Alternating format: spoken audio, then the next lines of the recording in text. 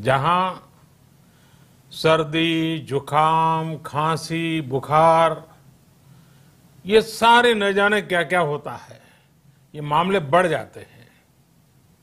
ऐसे में मेरी आप सभी देशवासियों से प्रार्थना है कि ऐसे समय अपना ध्यान रखिए।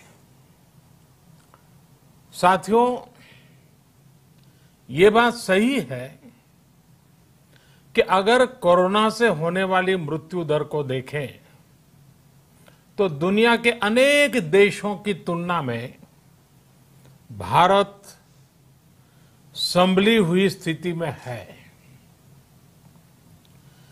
समय पर किए गए लॉकडाउन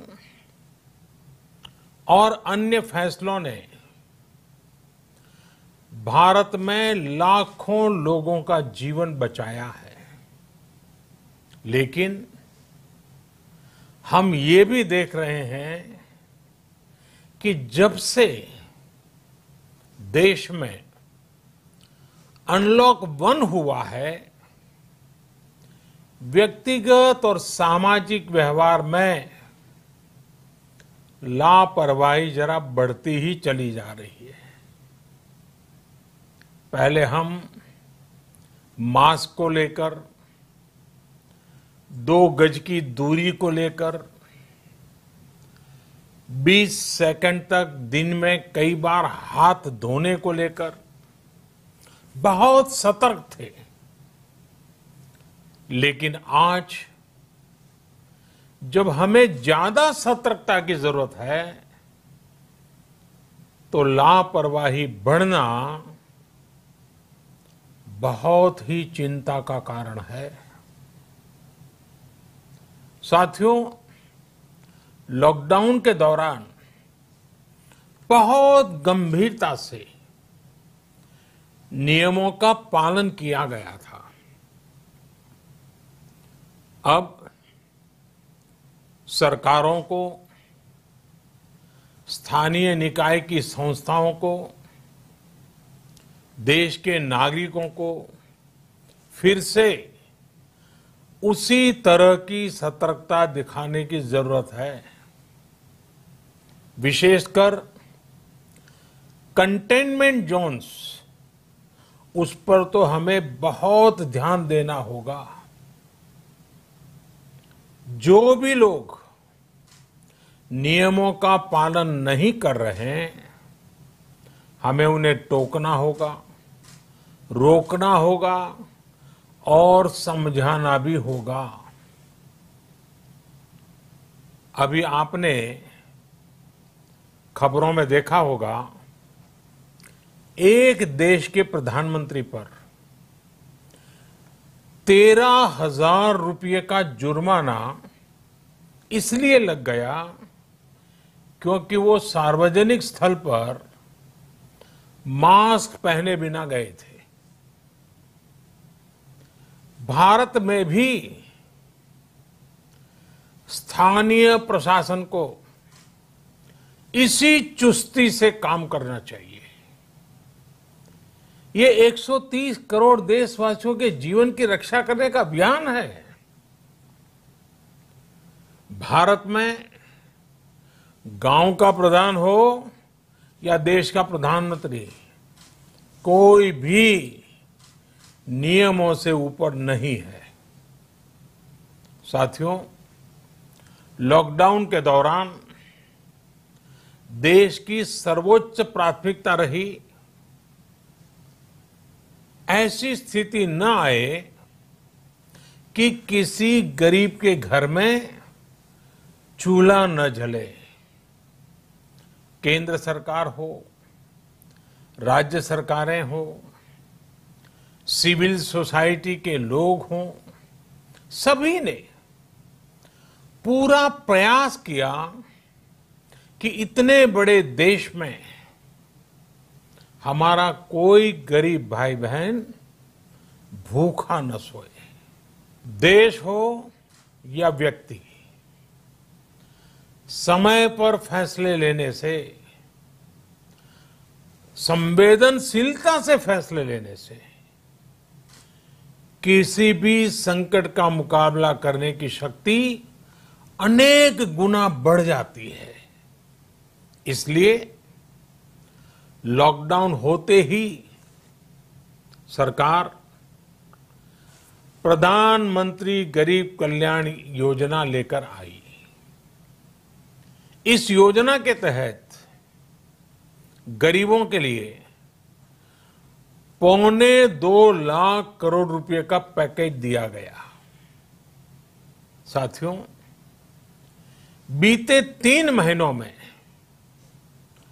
20 करोड़ गरीब परिवारों के जनधन खातों में सीधे 31,000 करोड़ रुपया जमा करवाए गए हैं। इस दौरान 9 करोड़ से अधिक किसानों के बैंक खातों में 18,000 करोड़ रुपए जमा हुए हैं। इसके साथ ही गांवों में श्रमिकों को रोजगार देने के लिए प्रधानमंत्री गरीब कल्याण रोजगार अभियान तेज गति से आरंभ कर दिया गया है। इस पर सरकार 50,000 करोड़ रुपए खर्च कर रही है। लेकिन साथियों, एक और बड़ी बात है जिसने दुनिया को भी हैरान किया है, आश्चर्य में डुबो दिया है। वो ये कि कोरोना से लड़ते हुए भारत में 80 करोड़ से ज्यादा लोगों को 3 महीने का राशन, यानी परिवार के हर सदस्य को 5 किलो गेहूं या चावल मुफ्त दिया गया। इसके अतिरिक्त प्रति परिवार हर महीने 1 किलो दाल भी मुफ्त दी गई। यानी एक तरह से देखें तो अमेरिका की कुल जनसंख्या से 2.5 गुना अधिक लोगों को, ब्रिटेन की जनसंख्या से 12 गुना अधिक लोगों को और यूरोपियन यूनियन की आबादी से लगभग 2 गुने से ज्यादा लोगों को हमारी सरकार ने मुफ्त अनाज दिया है। साथियों, आज मैं इसी से जुड़ी एक महत्वपूर्ण घोषणा करने जा रहा हूं। साथियों, हमारे यहां वर्षा ऋतु के दौरान और उसके बाद मुख्य तौर पर कृषि क्षेत्र में, एग्रीकल्चर सेक्टर में ही ज्यादा काम होता है। अन्य दूसरे सेक्टरों में थोड़ी सुस्ती रहती है। जुलाई से धीरे धीरे त्योहारों का भी माहौल बनने लगता है।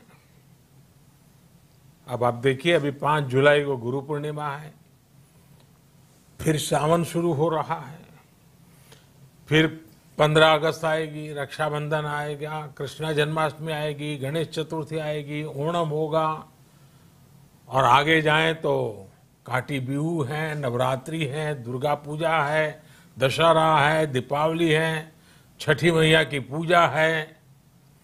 त्योहारों का ये समय जरूरतें भी बढ़ाता है, खर्च भी बढ़ाता है। इन सभी बातों को ध्यान में रखते हुए ये फैसला लिया गया है कि प्रधानमंत्री गरीब कल्याण अन्न योजना का विस्तार अब दिवाली और छठ पूजा तक, यानी नवंबर महीने के आखिर तक कर दिया जाएगा। यानी 80 करोड़ लोगों को मुफ्त अनाज देने वाली ये योजना अब जुलाई, अगस्त, सितंबर, अक्टूबर, नवंबर में भी लागू रहेगी। सरकार द्वारा इन 5 महीनों के लिए 80 करोड़ से ज्यादा गरीब भाई बहनों को हर महीने परिवार के हर सदस्य को 5 किलो गेहूं या 5 किलो चावल मुफ्त मुहैया कराया जाएगा और साथ ही प्रत्येक परिवार को हर महीने 1 किलो चना भी मुफ्त दिया जाएगा। साथियों, प्रधानमंत्री गरीब कल्याण अन्न योजना के इस विस्तार में 90,000 करोड़ रुपए से ज्यादा खर्च होंगे और अगर इसमें पिछले 3 महीने का खर्च भी जोड़ दें तो ये करीब करीब 1.5 लाख करोड़ रुपया हो जाता है। अब पूरे भारत के लिए हमने एक सपना देखा है। कई राज्यों ने तो बहुत अच्छा काम भी किया है। बाकी राज्यों पर भी हम आग्रह कर रहे हैं कि इसको काम को आगे बढ़ाएं। और काम क्या है? अब पूरे भारत के लिए एक राशन कार्ड की व्यवस्था भी हो रही है, यानी एक राष्ट्र एक ration card, one nation one ration card. इसका सबसे बड़ा लाभ उन गरीब साथियों को मिलेगा जो रोजगार या दूसरी आवश्यकताओं के लिए अपना गांव छोड़ करके कहीं और जाते हैं, किसी और राज्य में जाते हैं। साथियों, आज गरीब को, जरूरतमंद को सरकार अगर मुफ्त अनाज दे पा रही है तो इसका श्रेय प्रमुख रूप से 2 वर्गों को जाता है।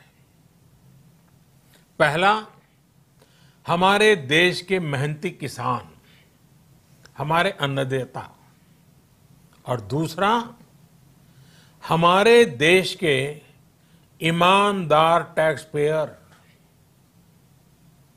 आपका परिश्रम, आपका समर्पण ही जिसकी वजह से देश ये मदद कर पा रहा है। आपने देश का अन्न भंडार भरा है, इसलिए आज गरीब का, श्रमिक का चूल्हा जल रहा है। आपने ईमानदारी से टैक्स भरा है, अपना दायित्व निभाया है, इसलिए आज देश का गरीब इतने बड़े संकट से मुकाबला कर पा रहा है। मैं आज हर गरीब के साथ ही देश के हर किसान, हर टैक्स पेयर का हृदय से बहुत बहुत अभिनंदन करता हूं, उन्हें नमन करता हूं। साथियों, आने वाले समय में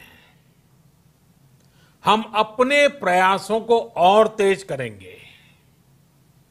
हम गरीब, पीड़ित, शोषित, वंचित हर किसी को सशक्त करने के लिए निरंतर काम करेंगे। हम सारी एहतियात बरतते हुए इकोनॉमिक एक्टिविटीज को और आगे बढ़ाएंगे। हम आत्मनिर्भर भारत के लिए दिन रात एक करेंगे। हम सब लोकल के लिए वोकल होंगे।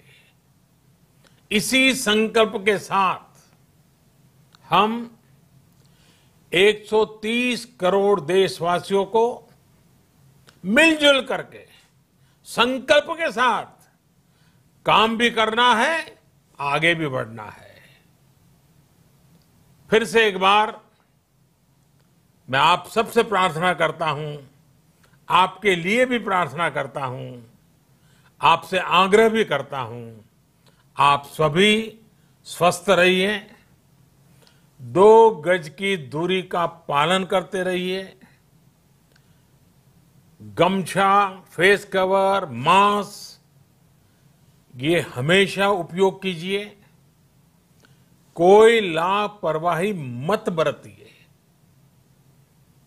इसी आग्रह, इसी कामना के साथ मैं आप सभी को बहुत बहुत शुभकामनाएं देता हूं। धन्यवाद। ఎప్పటికప్పుడు పొలిటికల్ అప్డేట్స్ కోసం సబ్స్క్రైబ్ చేయండి BB6 తెలుగు ఛానల్।